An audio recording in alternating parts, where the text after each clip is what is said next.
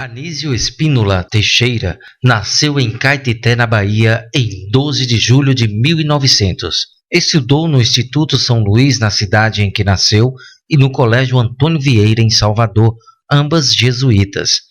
Anísio desejou entrar para a Companhia de Jesus, porém, seu pai, Deocleciano Pires Teixeira, almejava para o seu filho uma vida política e o manda para o Rio de Janeiro. Ingressou, portanto, no curso de Ciências Jurídicas do Rio de Janeiro. Bacharel em Direito, Anísio recebe o convite do governador Góes Calmo para assumir em 1924 a direção da instrução política. Iniciava assim um caminho rumo à paixão que seguiu até a sua morte, a educação. Anísio assume a educação num período em que o sistema educacional estava em tempos de constituição. Era o final da década de 20. A educação gozava de muitos poucos reconhecimento social neste período. Dessa forma, era necessário conhecer mais sobre a educação para fazer a diferença em seu país. Com isso, Anísio viaja para a Europa em 1925, visitando várias cidades como a Espanha, Itália, Bélgica e França. Em 1927, viaja para os Estados Unidos e em 1928 faz um curso de pós-graduação na Universidade de Colômbia. No decorrer de sua viagem, Anísio é influenciado por John Dewey e se torna precursor e dinamizador de suas teorias no Brasil. Dessa forma, ele centra suas produções na visão democrática que os Estados Unidos trabalhava em suas escolas e publica então o livro Em Marcha para a Democracia, à margem dos Estados Unidos. O fato é que John Dewey impregnou a filosofia da educação e a prática da educação nos Estados Unidos de um sentido construtivo que fez com que seus discípulos fossem os rebeldes da educação. Comunidades em crises, comunidade que havia esgotado sua capacidade de crescimento econômico, encontraram na educação a espinha dorsal de sua recuperação econômica, social e cultural. Isso mostra uma tese que os sociólogos sempre defenderam, a da interação dialética que existe entre educação e mudança social. A educação não é só produto de mudança, ela gera mudança.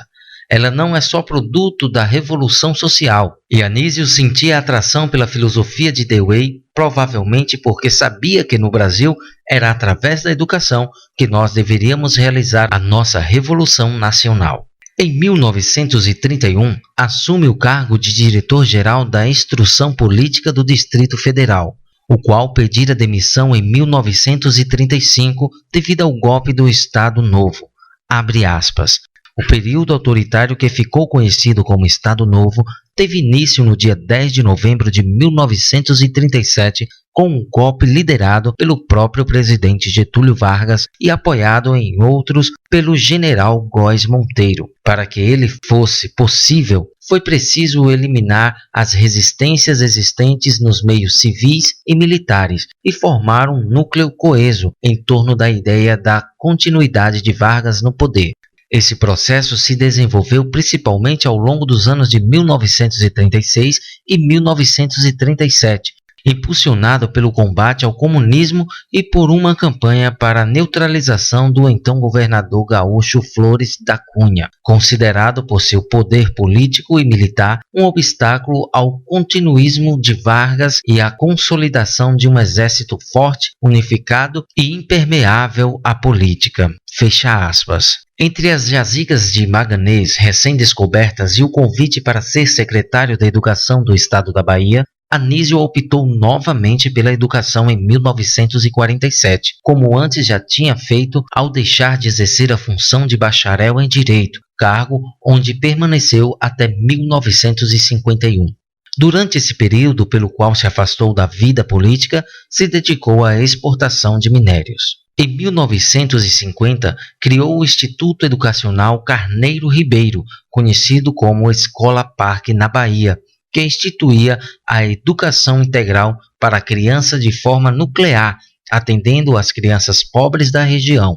Oferecia não somente isso, mas várias possibilidades de acesso à arte, à educação física, oficina, etc. A Escola Parque também abrigava muitas crianças que não tinham onde morar, tornando possível a vivência de fato da escola. Retornou ao Rio de Janeiro e assumiu o cargo de secretário-geral da Coordenação de Aperfeiçoamento do Pessoal de Nível Superior.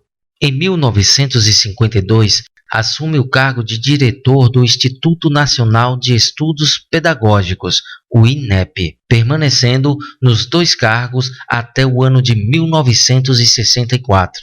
Com a ditadura militar em 1964 a 1985, Anísio foi afastado do cargo e teve seus direitos políticos cassados, permanecendo apenas na condição de membro do Conselho Federal de Educação até o ano de 1968, atribuição que assumiu de forma ativa. Em 1971, cala-se a voz de Anísio Teixeira, desaparecido em 11 de março do mesmo ano e encontrado morto num fosso de elevador no dia 14.